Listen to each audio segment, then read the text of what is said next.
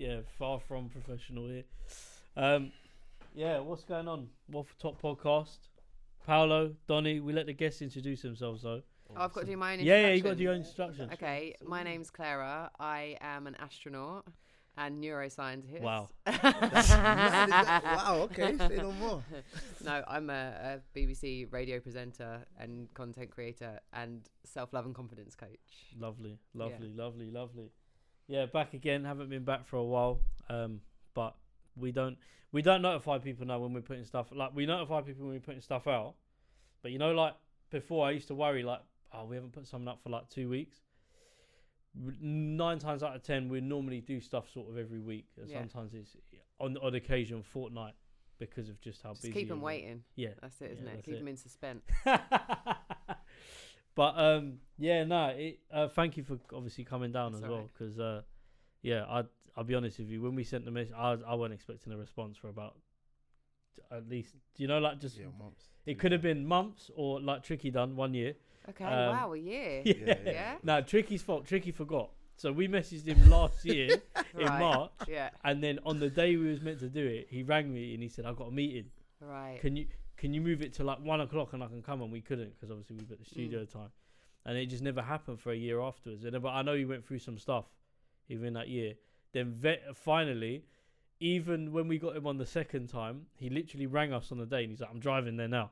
So we didn't even know he was coming till. Wow. Random. Okay, so he didn't even confirm with you. No. Just, with my date, he probably replied within like 5 seconds. So is it? Wow. I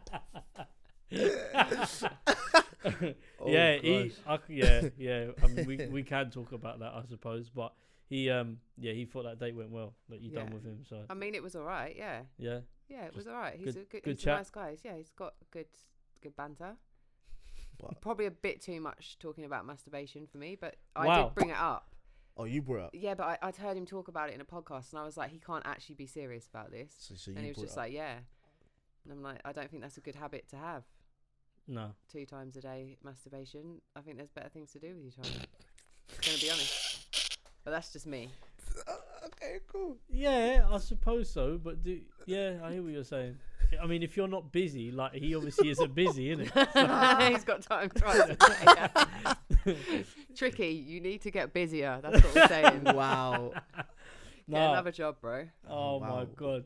Wow. Big up Tricky. It's love. I didn't even see that bit as well.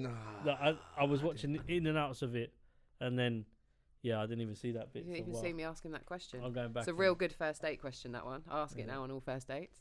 Really? No. First question, how much you masturbate? Yeah. Wow. No, I don't ask that. That question. It was just for him, because he's obviously admitted it in another podcast. Yeah, he's obviously cool talking about it. What's the weirdest question you've been asked on a date? I don't know if I've been asked anything particularly weird on a date, to be fair. I think I prefer people to ask a lot of questions and be interested rather than just talk about themselves. That's weird. But you do, because you do a lot of interviews and obviously you create a lot of content. Yeah. So do you find that environment easy because of what you do? I think so, yeah. Like, I think it's not too tough for me, because the questions are just there anyway. So I find it, I mean, I get like a little bit nervous if I'm going on a date with somebody. You get nervous? Yeah, of course. Especially if I like them, I feel a little bit nervous. Okay. But then I'm quite good. Like, the way that I ride out nerves is by talking. Yeah. Yeah. So what do you go on. What, talk about anything or just anything in particular? Yeah, I mean, I could talk for hours and hours. Same. So, yeah. I mean, I used to be really shy, like painfully shy. So when I was in my like late teens and early 20s, I was really shy. And it's only because I discovered presenting by mistake that I started to overcome my shyness. What do you mean by mistake? So at the time when I didn't know what I wanted to do, for a while I wanted to be a glamour model. That lasted for about 2 months, and I was like, nah, I don't like this. And that was at a time when obviously that was like the cool thing, and there was like zoo and nuts, and I thought that's what, as a woman, that would be like great to do that. Oh, I forgot. Yeah. Don't pretend you forgot that. I swear. I forgot that. So but that didn't last for very long at all. And so I didn't know what I was going to do. And my the boyfriend that I had at the time, he had a mate who worked for like a Sky Channel that did the horrible interactive gaming shows that all got like fined loads of money. If you remember, there was like a massive story about them where they were just ripping people off basically. That's where I got my first presenting gig, because I went to a party with her. I'd had a few wines, so I was quite talkative. That was the only time I would be talkative. Is that how you done it? Yeah, and I met a guy at the party who had a channel who was starting his own show, and he met me, and I was like, yeah, I can do that. I'll be great here. And he was like, yeah, you'll probably be good. I went to do a screen test. If that tape, because it's when it was on tape, still exists, it needs to be burnt. It was the most horrific experience of my whole entire life, because I felt so uncomfortable. Like the day after the party, I woke up and I had this guy's business card. Yeah. And I used to struggle to make phone calls. Like, that's how shy I was. Really? Because I just felt so uncomfortable. Like, I didn't know what to say. Yeah. And my ex-boyfriend was like, you need to do it, because, you know, this could be the thing. So you need to try it out. I drank before I went to the screen test. Like, I went in there. It was brutal. It was awful. I wasn't really drunk. No, I'd had like a couple of drinks, just a bit of Dutch courage, which is not probably the greatest thing to do. But at that time, that's where I was. And I was shit. And the producer of the show is like, no, we can't use her. But the guy that owned the channel was like, give her a glass of wine, she'll be fine. So I got like basically a trial kind of like shift. And the day that I was on air with a co-presenter was the day that they got the highest interactions and ratings. So then that was it. Sick. I had a job as a presenter. And do you know what though? I learned the title of this podcast is quite good, because I learned to waffle, because we'd have like, sometimes I'd be left on air for like 2 or 3 hours with nothing to talk about. So I just have to like improvise and just talk about anything. Was that because they were testing you more than? No, because it was the horrible TV show where it's like, call in to win whatever, and the answer was so obvious and people would be calling, then like the companies were taking the money and then not letting people through to win. That is mental.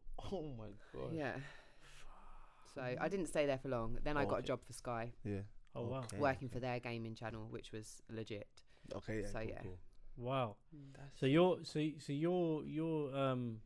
going into media, because that kind of leads on to what I was actually media. Obviously, I always thought you'd have to enter it by doing education, degrees, all that sort of thing, because that's how a lot of it is now. Yeah. I don't know. I just think I didn't even finish college. I'm going to be honest. I was like, my mum died when I was a kid, and my life after that was very kind of like chaotic and crazy. And I think, as lovely as my dad is, and he's a great dad in many ways, but he was just like, if you want to go to school, go to school. If you don't want to go to school, don't go to school. Like, education doesn't matter.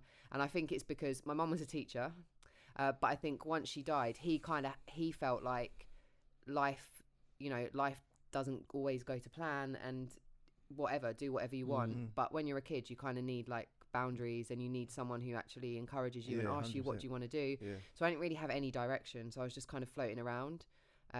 I quit college at 17 to become a show jumper. I did that for a little while. Show jumper? Yeah, so I rode horses from when I was 6, so then I did that for a while, and then I discovered the presenting thing, and I was just like, I really enjoy it. Like, I enjoy this because something happened when I was on camera, and where I was so shy normally, it was like when I stepped on camera, I could be someone else, and that felt really good. Where I was like so self-conscious and uncomfortable off camera, to be allowed to have that freedom was like amazing. So yeah, that's how it all started. That's mental. Yeah. Oh my days.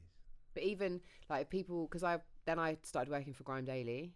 Yeah. So I was interviewing everyone, and I think at that time, like, the reason that my interviews did as well as they did is because I was kind of a bit awkward, and people would be like, she's really witty, and I suppose, you know, not to blow my own trumpet, I probably am, but also a lot of it was just, I would just say what was in my head, and it came out the way it came out, and it just worked. And so, and I think at that time, a lot of artist interviews were more kind of like focused on music and what you're doing next, and I would just throw wild things at people. And so I think that, you know, that kind of like, but what I will say is that I was fine when I was on camera with people. When I was off camera, really awkward, really struggled to even have conversations with people still. So what started to happen when I was doing Heart to Heart, and I remember this, I filmed 17 episodes of Heart to Heart without releasing one, and I didn't tell any of the artists who did it like what it was going to be, so no one knew what they were coming to. They just trusted me and showed up at the studio, and it was the studio that Jump Off had at the time, and I would literally just press go on the camera and then just film like these crazy interviews. And then I was editing all of them myself. So I've been taught how to edit on Final Cut Pro, and I was like, right, 17 episodes, let's go. So I was like learning how to edit. And one of the guys that works at Jump Off, who is a really great guy, he just kind of pulled me to the side one day and he's like, look, you know, I just, there's something that I need to tell you. And I was like, what? And he's just like, oh, I just want you to know that a lot of kind of industry people come to me and say that they find you really cold and rude. And honestly, and he didn't do it, he did it from a place of like, you know, I care about you, you need to know this. But I was heartbroken. And when I left that day, I went home and I didn't get out of bed for 3 days. I was just crying. I was like, that is my worst fear, is that people don't like me. And it's been confirmed to me.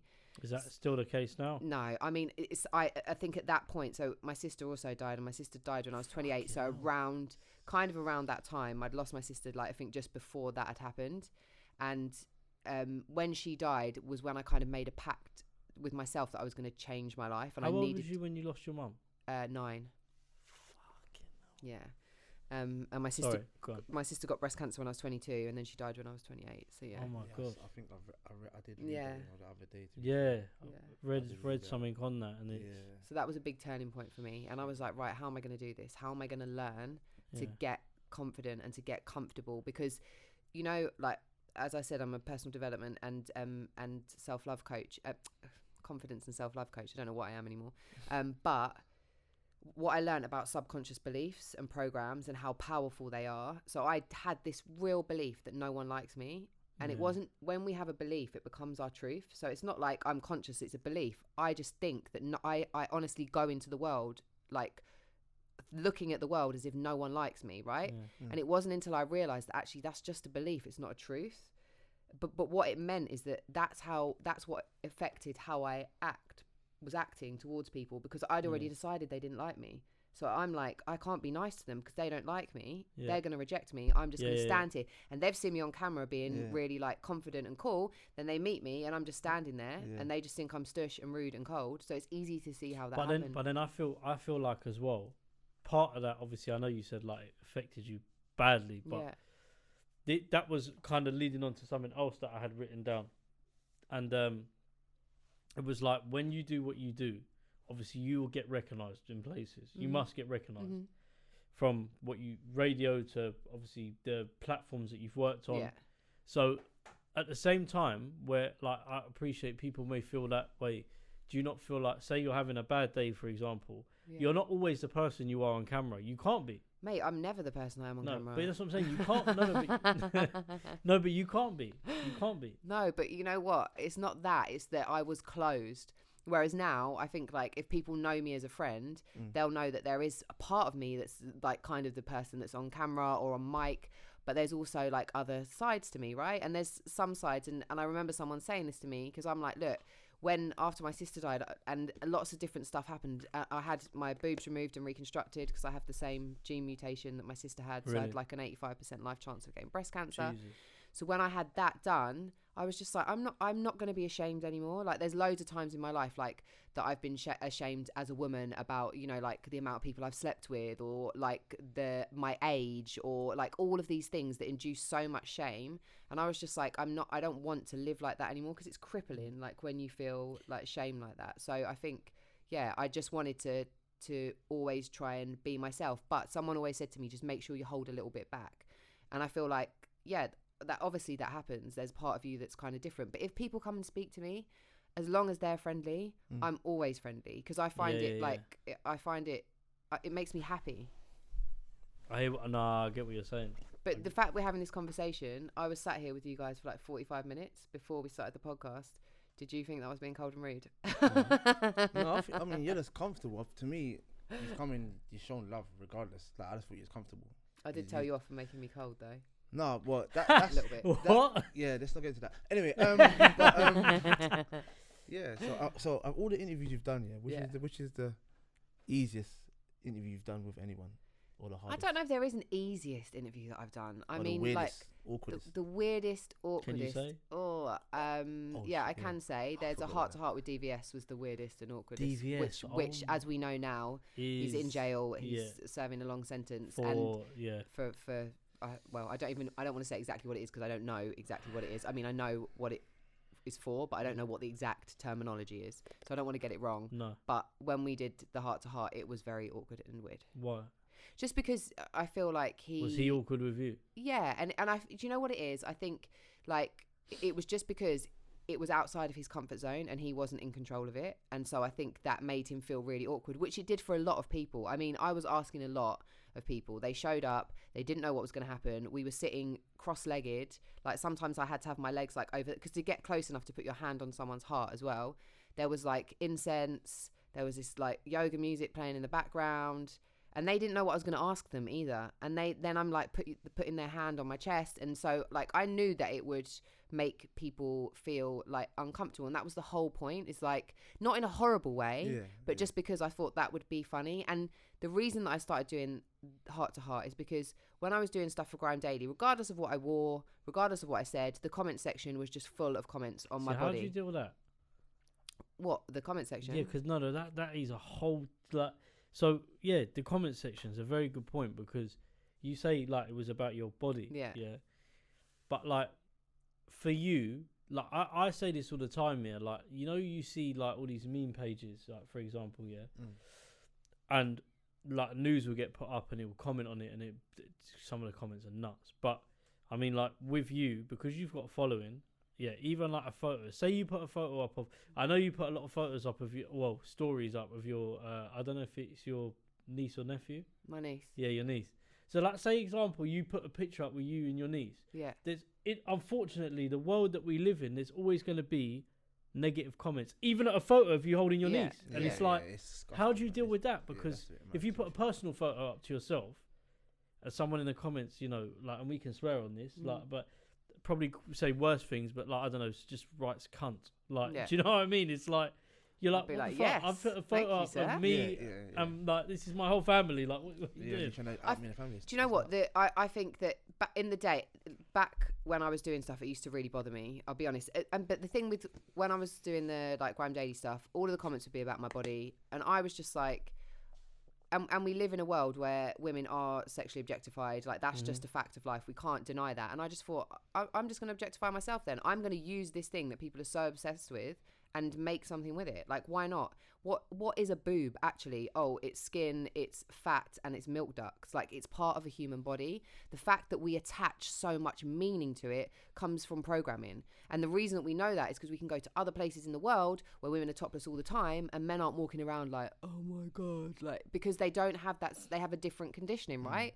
And I just got sick of that, of kind of like feeling like, should I cover it up? Am I not? And then I just thought, no, I'm not gonna, fuck it. Like, I'm not gonna live. I'm gonna do what I want to do. And if people want to talk about my boobs, cool. Let's do something that involves my boobs. Fine, let's do this. But is that an argument where, like, for example, because if you was to put a photo up on Instagram of you just like bare here, just it would get taken off. It would get taken off because my nipples.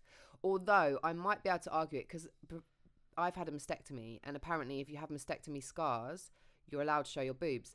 But because I've had a reconstruction, I don't know if I would get away with it. But, you know, technically they say you can do it if you can show mastectomy scars. So maybe I could get away with it. But, yeah, I mean, that to me is crazy. Because a man can go on there and show his nipples in photos, and it's like, it's the same thing.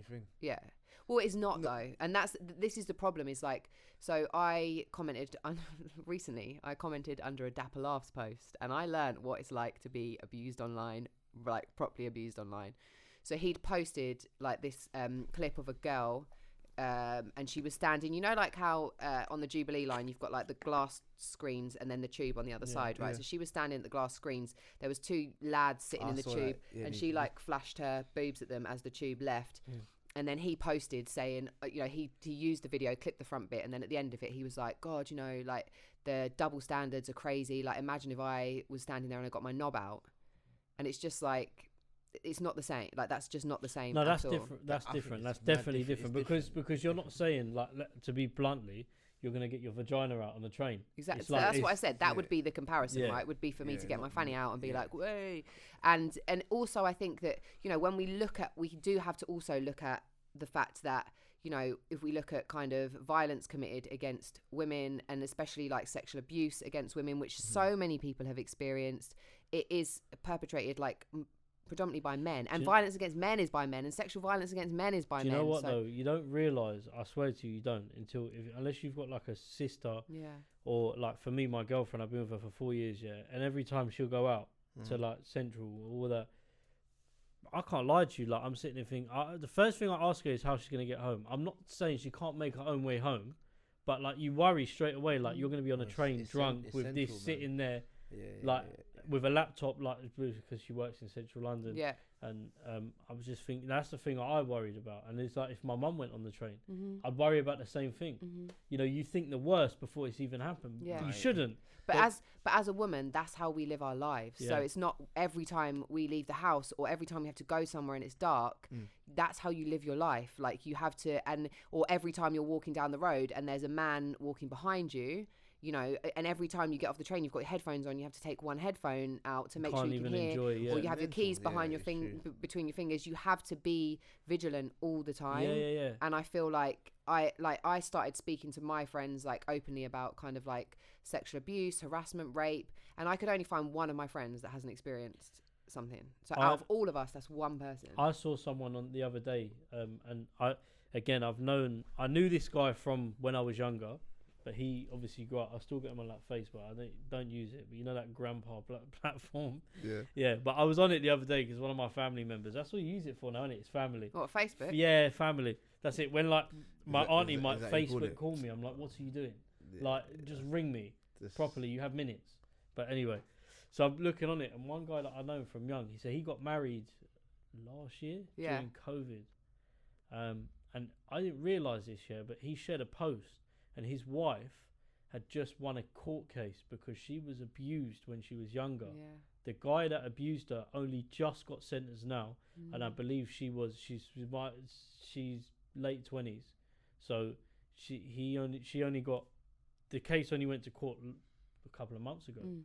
But if you look at the prosecution rates, it's so low that, like, for me, I've been raped, but I would never have gone to the police. Swear down. I would never have gone to the police because it's pointless. It's good that you openly say it. But that's not easy for a woman to say. Just how you said it on camera, like. But do you know why? And I've never said it on camera before. Oh my. But there are certain times in your life where you have to address things.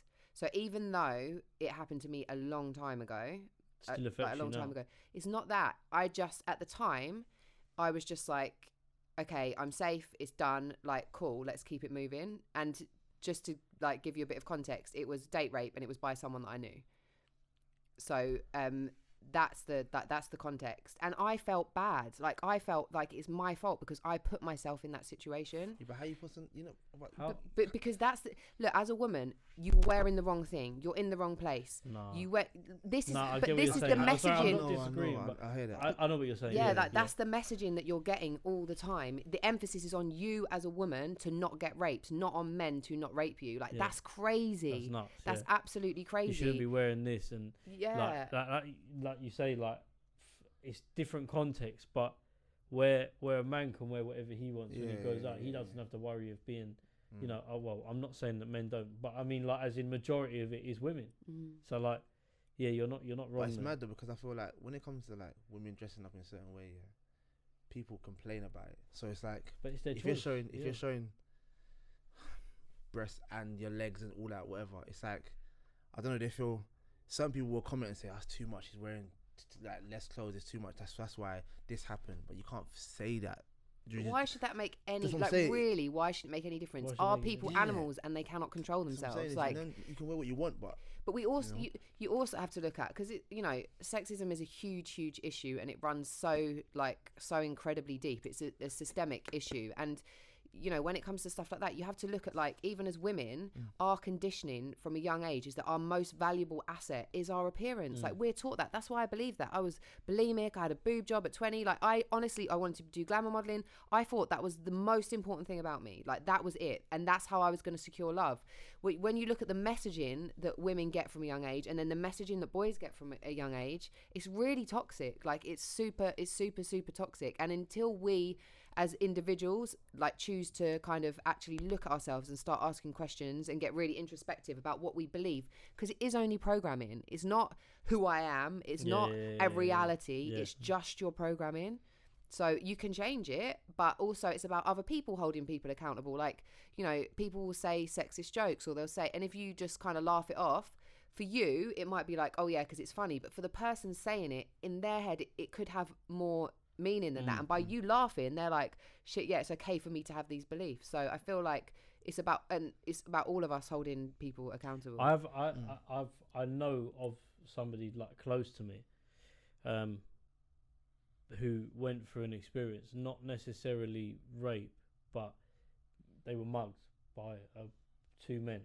But this is like, she's a bit older, and I'll tell you who it is afterwards, because I haven't spoke to her, so I'm not sure if you'd want me to. So she was mugged in like near Wembley, and but she felt helpless. Like, so I was a kid in it, so like I remember hearing about it. And my mum telling me the story about it, and she was like, "Oh yeah, basically she got mugged on an underpass, and like, but where she was helpless as a woman, she just kind of like was just like froze. She was like that, and not saying they didn't. They were only there to take whatever she had. They weren't looking to. But it's mad though. She ain't supposed to know that though. She felt like, empowered. Like you don't know what the fuck's gonna happen. Yeah, when you you're don't like know. That. You don't I've know. also been mugged as well. I'm ticking all the boxes. Yeah. When I lived in East. Well, I still live in East now, but when I lived in Leighton, yeah. See, that's one thing though. I'll be honest with you don't hear too much about. Yeah. Is girls getting robbed, because you just don't. No, I don't anyway. Yeah. So yeah. That definitely, that happened as well. So I'm ticking a few of the boxes, things that have happened to me. But again, like, police don't do anything, and I just feel like it's, you know, maybe there's not much they can do. I don't know, but that's the problem, isn't it? It's like. It's what's the point? And even like with the whole kind of like rape thing, what's the point of reporting it? You're going to have to go through it over and over again, and the chances of anybody getting convicted the only so way to slim. get convicted is with the DNAs and stuff, and it's the only way they can trace it. Yeah, but even then they could say it's consensual. Like, how it's word against word, like how are you proving? It's the hardest crime to hard. prosecute. Exactly. That's Exactly. And then there's also like a lot of cases where I think what doesn't help a woman's case is where the small majority that it hasn't happened to, and then that undermines somebody who's actually been raped. Yeah. When they haven't. But I mean, raped. that's a really tiny majority. No, I know, but that tiny majority undermines, say, cases of people that have been raped. Yeah. Massively. Well, it also, it's a tiny I think majority, but the message is essentially like, I'm not going to be believed, and I think like when the message is I'm not going to be believed, what's the point? Because that's going to hurt more. Like to sit through, you know, having to relive it and relive it and relive it, and also happens. I know exactly what that person was going to say. Like I know what they would have said, and it's just like it's their word against mine, and I think like for a long time I didn't know how to stand up for myself, and it's only now that I'm learning. Did you ever? Do you mind me saying? I'll cut this out if you don't want me to go on. But did you ever take it further? No, never. Why? Because like, there's no point. What was the point? Like, what was going to be the point? That said, is that somebody that is still you see or not? No. Did you let anyone, family members know, or your friends know? My friend, some of my friends at the time knew, and then more of them know now. But did your friends tell you to go to the police? No, because there's no, like, honestly, by the time I'd kind of, like, when you've been like date raped as well, and you've had those drugs, and everything is like, I mean, I didn't know what was going on. Like it was all, and I reckon, like, I just wanted it to go away and to get on with my life. Like I just wanted it to, and like I said, my instinct was like, I feel guilty. Like I don't even like believe, not that I don't believe myself. I know it happened, but I don't believe that. I believe it's partly my fault because I put myself in that situation. Like that when you have that belief, it's like that. I just was like embarrassed as well. I was like ashamed of the fact that I had put myself in that situation, even though I thought I could trust this person. I put myself in that situation. So yeah. And okay, go on. And the person, obviously, you know him for a while. You know him before. Yeah, I knew them. Yeah. See, my brother was on holiday. That's crazy. And this was like years ago when he was sort of like 18, 19, his first sort of holiday. My older brother. Yeah. And then like. He was telling me that out there his drink got spiked, but I think he said he picked up somebody's drink. So the person I think was meant to spike a girl, Right. and he's picked their drink up by accident, where he probably saved someone, but he was fucked. Like 2 days, he was telling me what happens like when you get spiked. Where he got spiked, my brother couldn't get out of bed for 2 days. So like 2 days of the holiday, he was just in bed, like he couldn't lift his head up. So you can imagine what that does. And then if that's given to someone in a situation where That's loads of the thing is, he probably drank. Normally, what happens is someone probably has a couple of sips of that before they start, but he probably just downed the whole thing. I think he picked up the person, whoever they were trying to spy. He picked their drink up by accident. Like my brother was saying, like I probably saved someone. Mm-hmm. I was like, yeah, probably did, but you know, he could have easily. I think the doctors were saying he could have died from. That's scary, though. Like depending on the reactions your body has to it. Yeah, that's the other thing as well. Like you just don't know. People give these, like you say, people with these the date rape drugs and the drinks. You don't know what effect that's gonna have on someone's body, all just to like rape them. But you don't care. Like that could kill them, or like they might not wake up from it, and all just because you wanted to get. Let's be honest, get your end off. Yeah, that's just like it's nuts. It's crazy. It's scary, literally scary. It is, but I think there's a really good book by a woman called Laura Bates, which is called Men Who Hate Women. I think that's what it's called, and it's a really interesting book because a lot of times it's like it's much deeper than that. I think people's reasons, it's not just like, oh, I want to like come. It's like, you know, a kind of punishment thing, a power thing as well. Sometimes people have grown up feeling powerless, and so there's lots of like intricacies to it. But yeah, essentially brutal. And I think that I'm in a completely different space in my life now. But what I'll say is I really had to address it when I watched I made this. Is it called This May Destroy You or I May Destroy You by Michaela Cole? So when I watched that, that's when it hit me. Like that's when I was like, everything came back to me, and that's when I was like, shit, I'm not okay about this, because I just thought I've like pushed it to one side, I've got on with my life, I'm good. And then it was like, oh, actually no, watching I'm not that good. made you think everything back again. Yeah, it just came back, and I was like, oh, right, Jesus. Yeah, it is crazy though, because obviously when you go back to the self care and self love, you know, with having confidence, you know, like for the industry that you're in now, do you feel as well, like if you speak briefly on mental health, for example, do you feel that on platforms that you've worked on, are there protocols in place for like people with mental health? Because you see what happened with Love Island. Yeah. Obviously, if you can talk about this, I don't know. Yeah. So you see where obviously with Caroline Flack who committed suicide, and so like with TV shows previously that you've worked on, are there protocols for the people working there that were like for mental health? So like if you've been on something where, say for example, from that show you then promote it and you're given a load of abuse and you can't take it, is there like a procedure now in place in like most industries sort of for mental health? Or I've never been on a TV, so I haven't done like a TV show like that, so I don't know. I think there is. I think now I don't think there is legislation that says you have to, but I think that most places do kind of put that in place.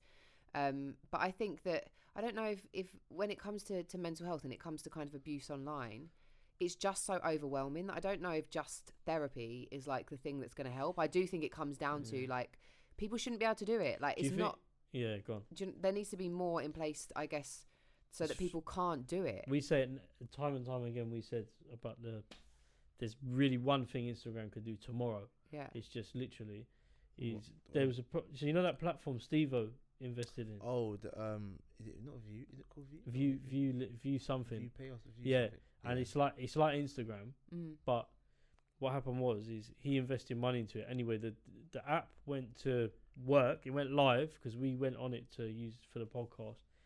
But you had to register with ID, so passport or driving license, provisional, whatever. If you was under 18 or 16, I think it said, because you could go on it from 12, although I think that should be changed to 16 legally. But then you'd have like your parents' IDs to a registered address put in, and that was the way they tracked it. You can only make one account. Right. Yeah.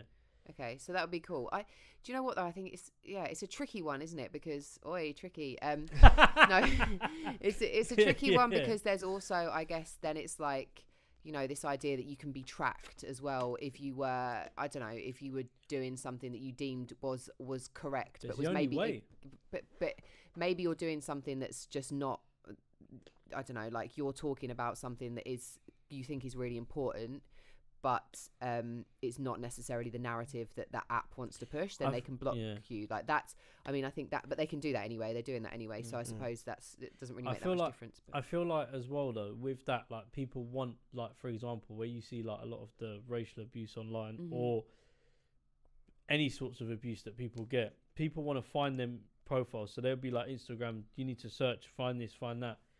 But then, like, unfortunately, I think if you want that in place, it's going to have to be that way, because how else are they going to find it? Do you get what I mean? It's like... Yeah, it takes a lot, because you then, I suppose you have to try and find, like, the IP address from which did it. And I don't know how easy it is to do that. I mean, I'm not going to lie. I know nothing about tech. I just thought that sounded good. But I guess you might have to do something like that to try and find it. Yeah, no, you're not wrong. You're not wrong. There was another question that we wanted to... Farron Paul did that as well. What's that? With the bullying thing online.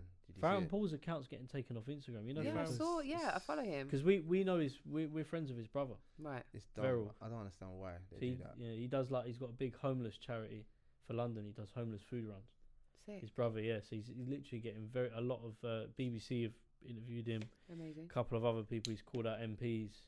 But yeah, like he put a post up the other day, Farron Paul, about the night. No, the guy getting.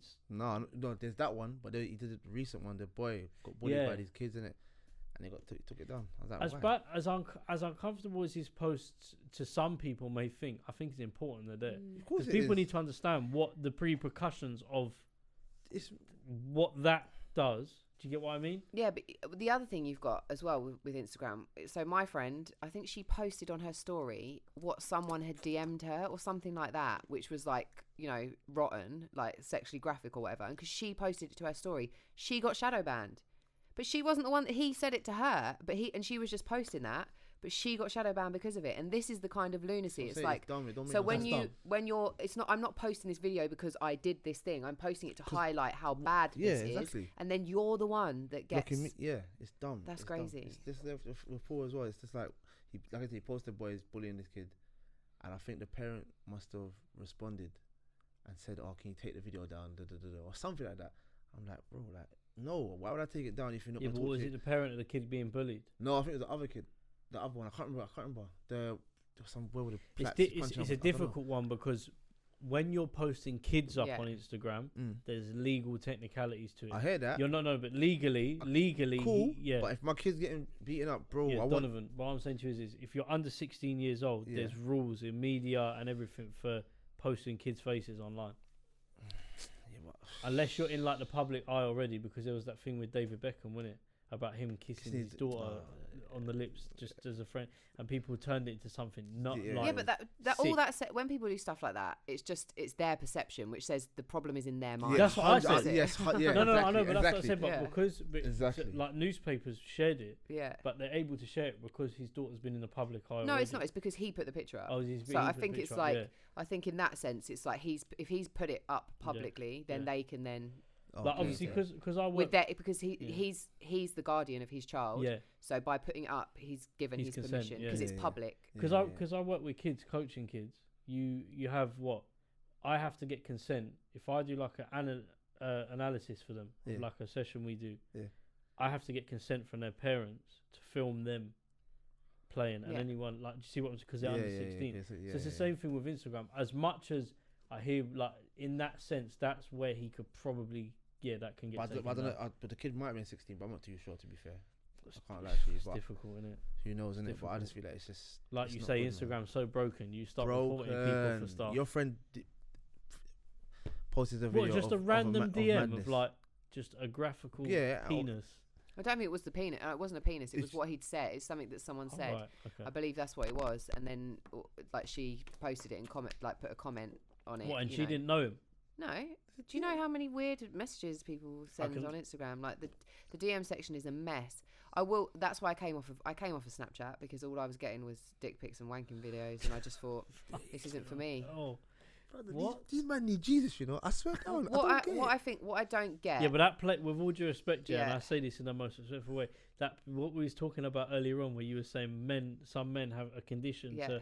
So where you're doing self-love, people aren't looking at you like No, that. I They're know. just. Do you see what I'm saying? So then they send the messages. I think that's part and parcel. Like I've had to understand that because it used to kind of annoy No, me but a it bit, but it's shouldn't- just like I d- that's how it yeah. is. I like, disagree with it, but that's what they're thinking. I'm just Yeah. putting. Yeah, Yeah. yeah. No, I hear that and I get It's that. fucked. They're fucked. No, but they're fucked. But I just How in the do you end, send people just. what I decided to do, because I think they did like a poll, and there was a certain percentage of guys that knew that women would be repulsed and like upset, and that's why they enjoyed doing it. Like that's why they enjoyed sending it to them. So they're serial So killers. when I think like with like just I'm just gonna say, and I can't speak for all women. I can only speak for myself and the other women that I've spoken to, and we seem to have like the same kind of consensus on this: is that dicks are not particularly attractive, right? So to find someone's penis attractive, it's because you find them attractive, right? And you like them, whether it's, you know, just sexually attractive and there's chemistry, or whether it's you're actually invested in them. That's what makes their body like attractive, right? So, you know, if someone's just sending a close up of their dick, what do you think that's going to do for somebody? Like, it's a random dick, and it's not like, you know, it's not particularly attractive. I don't know how you would rate dicks. Obviously, everyone's got a different perspective of what a good dick is or a bad dick is. That's fine. What I'm saying is that's not going to do anything for women. Oh, great, a picture of a penis. What am I going to do with that? So what I did do with them is I collected them all, and then I would sit. My dad's a bit of a joker. I'd just show him, and I'd let him rate them out of 10. No? If you're going to do that, then that's what we're going to do. We're going to turn it into a game, because I'm not going to feel, because like, to start off with, it makes you feel really uncomfortable. And then and a lot of this, like, I suppose what we've spoken about in this podcast is like taking back your own power. I can't change the situation, but I can, you know, change my position or perception, and feel more empowered. That's it. I think it's now illegal to do it though. They passed, What? didn't they pass something recently to send unsolicited like graphic pictures, aka dick pics. Is it? Yeah, Maybe, I think they have really Yeah, recently. yeah, They've yeah. passed it, and I don't like, you know, I've spoken to loads of like my male friends, and women don't tend to send. I'm not saying all women, like we can never say all. They just don't tend to send. I find it pictures of their cringy. vaginas. I find it cringy. I've never. I can What say would I hand do? on my heart. I've never Get my sent a phone. dick Go like that and just be like that. And then send. Do you know what I mean? Like, what would my thought process be behind that? pic. But I can say hand on my heart. I've never sent anyone a dick pic because I find it weird. Man, just sitting there and you're just Flexing. like, what do you do? Like, you sit there and you're just, I don't know. Like, you see some people, yeah. These ones that get leaked online, there's a lot of effort that goes into this, and they're there, like, and they're pulling a face, and you're like, Yeah, but that's if their face is in it. yeah, but But sometimes it's just their dick. yeah. What's the point? Or they're sitting in a really awkward position like this, and then you just see like their necks folded up here, and they're just like, I don't know. Maybe there's someone should do a guide. And look, if you're in a, you know, if someone has said that they want the picture or has asked for the picture, then that's fine. Cool. Send them the picture of your dick, but unsolicited with no request for it. just random. Just don't do it. Keep your dick to yourself. If you want to film it for yourself, that's fine. I none of my business. On if you don't mind me asking, if you had to count, if you can't really count, would you say a day how many messages do you get that is just that sort of shit, and you're like, what the fuck? Not so much anymore. I No. really think like the more content that I do about kind of like self-love and stuff, I tend to get a lot of really respectful messages now as well. Okay, I get cool. like great ones from women. I also get really nice ones from men as well that are just like, look, you know, it's inspirational. And also I think like sometimes I think as women it's much easier for us to be vulnerable. So you know, and I'm not saying it is easy, but it's easier, No, 100%. especially as you know, for me as I've got older and I've got more confident. Yeah. But I think for men it's not that easy to be vulnerable, and so you know, very often men might be feeling a lot of pressures, but they don't necessarily talk about them. And I find that quite a lot, that people that men can relate to what I'm saying, whereas I didn't know that was necessarily possible before. There's a lot. Speaking of pressures, because that would led on to another question. You basically opened the question up for us. Thanks. Which Pressure. Pressure. No, but in terms of women, like pressure women are under. So you know, like to get to a certain age, expected to have kids, this, that. For you, because you're single, right? Yeah. Yeah. So like, and you don't have any kids. No. So, but you're happy with that, the way maybe or not, or Yeah. Yeah, look, yeah. I'm 38, I'm single, I don't have, I'd say I'm child free now. Someone corrected me on that, because you say childless, and I'm like, no, it's child free. So I was like, cool, I'll go with child free. Childless. Yeah. And I didn't, like I said, because my childhood wasn't necessarily a atypical childhood.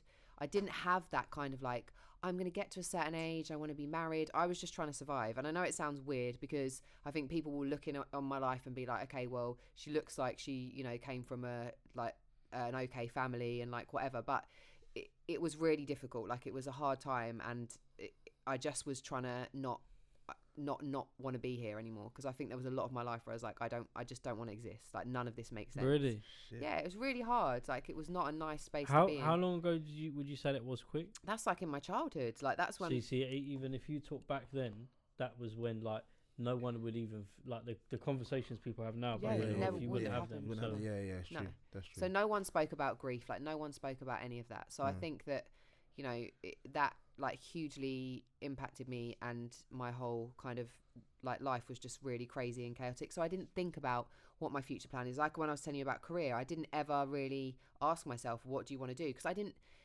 think there's a certain, like, from my mum dying, all I wanted after she died was for her to come back. And when I would spend every night when I went to bed, I would cry and like scream into my pillow, and just all I was doing is saying, like, I just want my mum back. Like, please, can I have my mum back? And all I wanted in that moment was for someone to hug me, and no one ever came. So I dealt with all of that by myself. And so that, I just didn't have it. I can partially relate to that, but it's different because mine was my dad.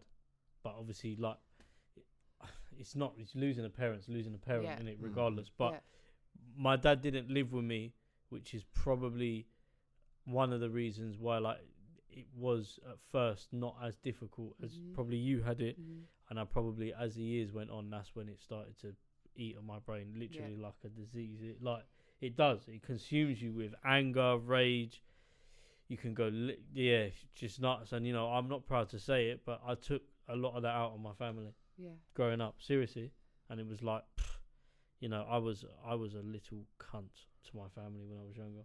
So I'll be honest with you. Yeah, but you were suffering grief. And if I think it's like, if there's not stuff put in place to help you through that, like, how do you process it? I had counselling in school, high school, This is how bad it was.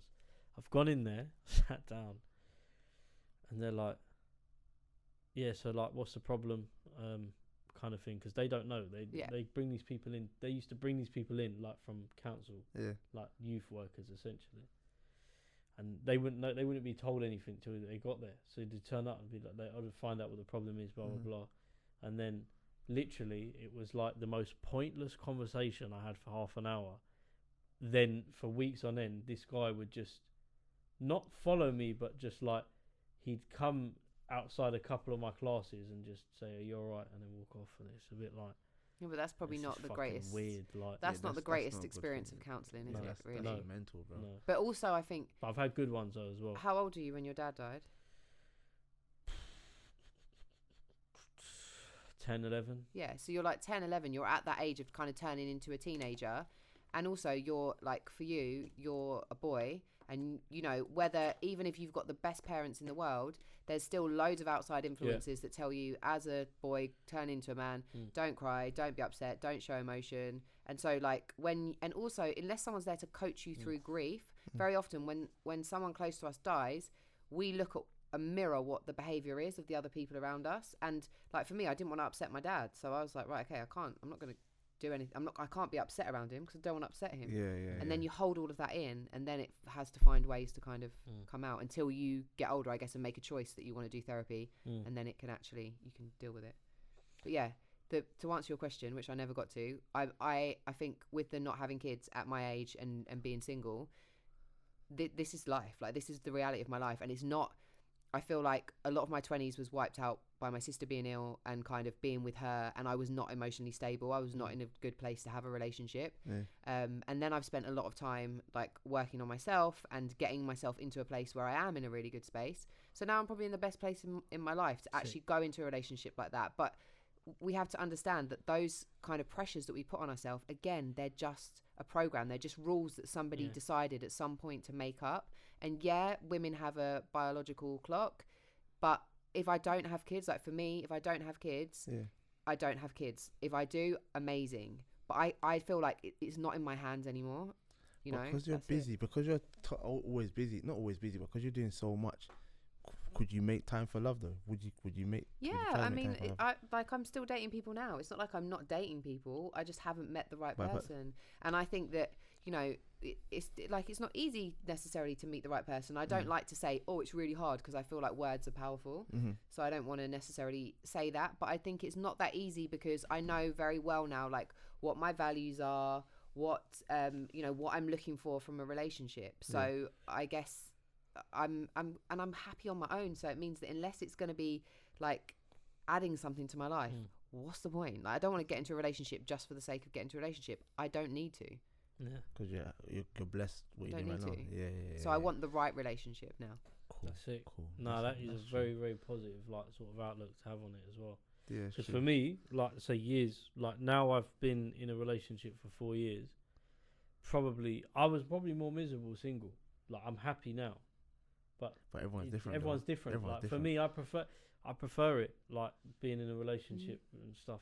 But everyone's different. Like, and there's no right or wrong way to do it. No, there isn't. But And you don't need to be happy to be in a relationship. No, but you also, I feel like it's important to look at why you're not happy when you're single, because for me it's like I used to feel like that. So I used to feel like I need a relationship to be happy. Like, I need it. It's going to make me feel better. I need someone needs to, like, save me, or someone needs to do this, or I need this, or I need that. And then, you know, then I started to look at myself, and I'm able to fulfill, like, my own needs, but not just like that, but on every level. So it means that I don't need a relationship. I want a relationship. And I feel like creating a good relationship with yourself is the building blocks and foundations for everything else. If you come in as two individual whole people, you're not going to end up getting, like, codependent on each other, super attached to each other, but you can just be there to support each other. And I think it kind of tips the balance sometimes either way. Like, some person gives a bit more, some person takes a bit more, and it's just very, like, supportive. But you understand that you're two well-rounded individuals. That's the kind of relationship that I want. That's good. No, that is sick. But to be honest with you, I think obviously we're running out of time as well. You've had enough of me, of my waffling. No, done. Not even. You're the Not best, even. mate, I tell Do you know what though? What big respect to you. I know you probably don't want the kind of well done. Like, I'm not a fucking teacher, but I'm saying, like, what you just said earlier on. I don't know how you say that on camera. Like, fair play. You know, with the thing about rape, and that's nuts. It's nuts. You've never said it before as well. Like, but you know, I think as well, it's important, because I know you've done quite a few podcasts sort of last couple of weeks, innit? Yeah, a lot about death. Why death? Because the reason that a lot of it's been about death, I know why death, but I mean, as in, like, when you said you was doing it, I thought it was from a point of view. At first, I was like, is it to do with the fear of death, or like, right. do you know what I mean? So the first one wasn't actually a podcast. It's a BBC Radio 4 documentary, and it's called Approaching the Age Mum Died, and it's hosted by my friend Jack Shepherd. And so I was, like, one of the contributors. So we had this conversation because she lost her mum at the same age as I lost my mum. Wow. And the thing is, we were talking about, like, what it's like to lose a parent. I'll try and make this quick because I know we're at the end. But No, go on. but I think that it's because I'm so comfortable talking about what's happened now. Yeah. And it's because I have managed to grieve for my mum, even though it happened years after she died. Yeah. And because I used my sister's death as a reason to change my life for the better. Yeah. So when I talk about death, I guess my outlook on it is that sometimes the worst things that happen to us, we can choose to make them the best things by what we do next and how we allow them to impact our life. Definitely. So that was one thing. The other podcast was talking about death, because the only regret I have in my life is that I didn't speak to my sister about the fact that she was dying before she died. Was that with Youth Hub? No, that was with Future Dreams. It's a breast cancer charity. So I just did that this week. So those two are both this week. And Future Dreams. So on the podcast with me were two women, one who had secondary breast cancer, so it's terminal, and then another lady who had primary breast cancer but hopefully is in remission now. So for me to be able to say, you know, from my side of the story, like, I wanted to have this conversation with my sister, but I didn't know how to breach it, and I was, and for them on the other side to hear how lonely it is for them because no one wants to go there with them, because no one wants to acknowledge that that's even a possibility. So everyone will say to them, let's not think about that now, you know, that's not going to happen, that's not going to happen for ages. So to hear that, you know, they feel kind of shut down and on their own because they don't want to bring anyone else down by saying they're scared. How many brothers, sisters had and do you have, if that makes sense? So I have my older sister, then there's me, and then my younger brother. Yeah. So I've got my brother and my dad left now. Does your brother, and because you've obviously dealt with it by the sounds of it really well. Not, I don't know how you really want to describe well, but you know what I mean. It's like you kind of find your way to cope with it. But your brother and your dad, do they find it a lot hard to deal with it, a lot harder than you, or? I mean, I can't speak for them. I would say that I think they have that it has been harder for probably them. More your dad than anything because he comes from a different generation. Yeah, and that generation. But what I will say about my dad is that he is just an incredible character. Like he is one of the funniest, most eccentric people that I know, and he's brilliant. And what he's achieved in his lifetime, I think, is incredible considering what he's been through. He's lost, you know, his kind of soulmate, and he's lost his daughter, and he still manages. I mean, he's 70 and he still works now, not because he has to, because he loves it. Like, he's so ambitious. What does he do? Him and my brother have a business, and they buy and renovate barns and turn them into houses, and he's incredibly ambitious. And I just think, you know, at 70 he's just like full of life, and he's in they're in the Maldives at the moment, living life. Keep getting some videos and pictures of them. No invite? Huh? No invite? No invite. No, it's not. Sorry, it's not my brother and my dad's. My brother and my dad and his girlfriend. Oh right, that'd be a bit weird if I just tagged along. Brother and dad just brother and dad just snaked you and just went to Maldives. But yeah, so they're there in the Maldives. But yeah, they're like they're cool. They're good. Is your dad happy with his missus? Yeah. He's good.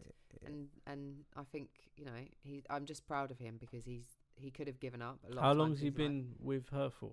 Years? 8 years. 8 years. 7, 8 years, I think. Yeah. Do you have good relationships? I was gonna ask that with her? Yeah. I do have a good relationship with her. And then I had a stepmom before that as well for 23 years. Yeah. That must see, because you've grown up without a mum, that must have been different. Well, to a certain age without your mum. That must be difficult because you have a stepmom and then for 23 years and then you go from talking to them so much to, I don't know if you still do, but it's one of them. My stepmom moved in 6 months after my mum died. It's a little bit of a strange situation. That's mental. And I still speak to her now. I do still speak to her now, and the relationship hasn't always been easy, but I do still speak to her. Yeah. It was difficult. Like, so she moved in 6 months after your mum passed away.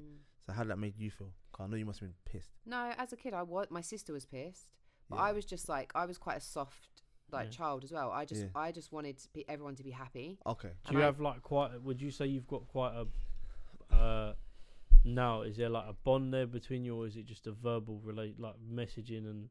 No, I'll see her on Wednesday. Like, I mean. Oh really? You know, she's like a huge part of my life.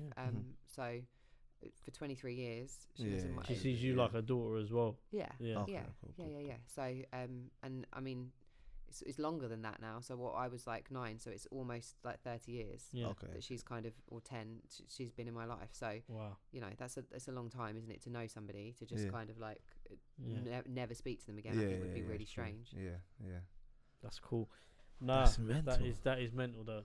I can't lie. Do you know what it is? Yeah, when you talk to people on camera and stuff, innit, about just, you know, some of the stuff people go through, and you just sit here and think, it's mad. You go through so much, and people say, oh, I'm stressed because I didn't get paid today. No. But people will watch this and go, I can't believe that you've gone, because of how you are online, which is just, obviously you post a lot of your content, so it's normally laughs, and so people are going to look at that and go, what the fuck? Like, do you know what I mean? And with the most respectful way, I mean that. But yeah, no.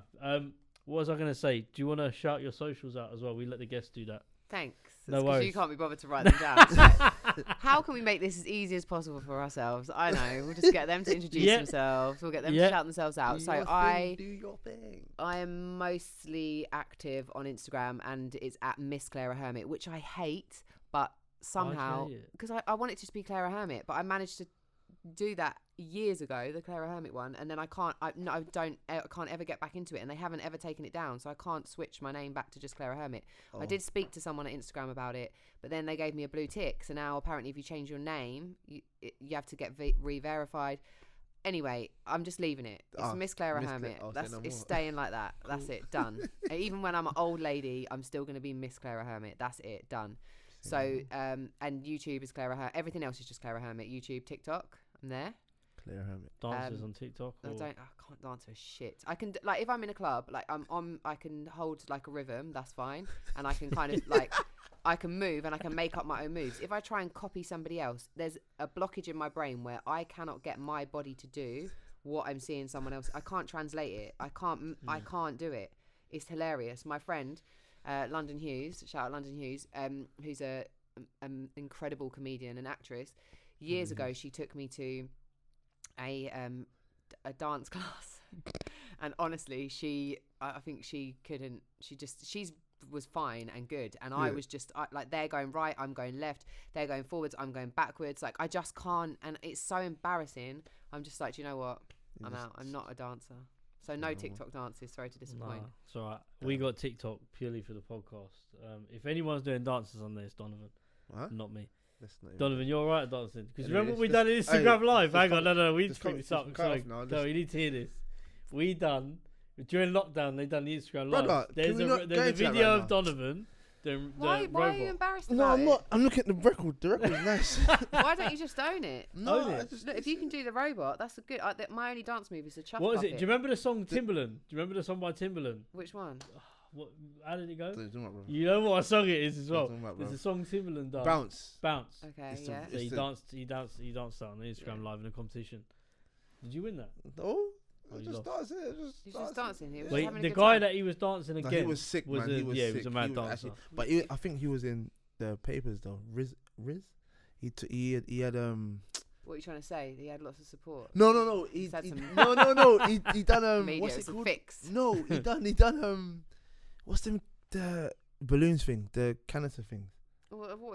That's not a good thing. No. I mean, it was in the paper. I mean, as in like. What are you trying to say? Now you're trying to. No. Tarnish his reputation. No, I'm not. No, basically, it was in the papers that he took a lot of the canister thing, and it must have hurt his arm. Or it must. I think it was on the news as well. You must have seen it. He's just trying to. I'm not. Deflame his character. I swear, now. I'm not. Didn't even happen. Oh my! But anyway, yeah, he did that. And I'll whatever. teach you the chuff puppet, and then you can be. Show me this. No, I'm not going to show it Show now. me, I'll show show me. you off camera. What's doing that? No, it's not for everyone. Okay, cool. Okay. I'll show you. Then you can. Off camera. Okay, cool. We can do that. Okay, that's fine. That's fine. How do you end it? Do you say goodbye? Yeah, no, I'm just checking something on it. Do you know what happened last week? 2 weeks ago, we done a podcast. And it cut off. No. Listen, this is embarrassing. Hebs. I am Hebs is a sort of a presenter that we've had on like twice. She's really cool. I've seen her. Yes. Yeah. So we're talking. It was a mad day. He was running late, and so I was like, "We'll just do one. We'll talk for half an hour. It's just whatever." So I'm sitting there after half an hour, and I'm watching the camera. The camera's got no lights on it, and I'm thinking, "No, this ain't right." I've gone over there, and literally half an hour of the conversation was not recorded at all. That wasn't going. It is now, obviously. Yeah. But now, ever since then, I've had a blockage in my brain where Paranoid. I get paranoid, and I have to check the cameras. Well, you've waited a bloody hour and a half. No, to I know, check because it. you know what? I Fucking just sat there and I didn't check it at the start. Can you imagine? Brother. Can you imagine? If none of that was on camera. No, it's just all audio. Obviously, the audio's on. I suppose so. And then we'd have to just do it again really quickly. I'd be like, yeah, so basically. No, it's not the same.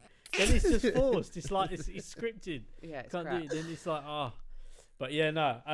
Follow the socials. Waffletop PC for Instagram. Waffletop Podcast for YouTube. Anchor, because we're not on SoundCloud anymore. We've changed. And Spotify. Apple Music we're working on. Is coming out soon. It's your fault. That's not my fault. It's your fault, bro. Okay. It's his fault. Yeah, It is my fault. It Yeah. is your fault. Apple Music soon. And make sure you like, share, and subscribe. Thank you for coming on today as well. No worries. Really Thanks for appreciate having it. me. And yeah, we'll see you all soon. Thank you. Take care.